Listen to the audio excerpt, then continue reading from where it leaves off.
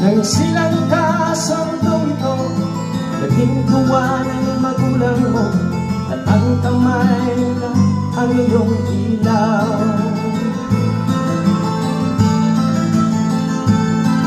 At ang nanay at tatay mo, di malaman ang gagawin, minamasdan ipagtulog mo. At sa gabi napupuyat ang iyong nanay sa pagtimpla ng gabi.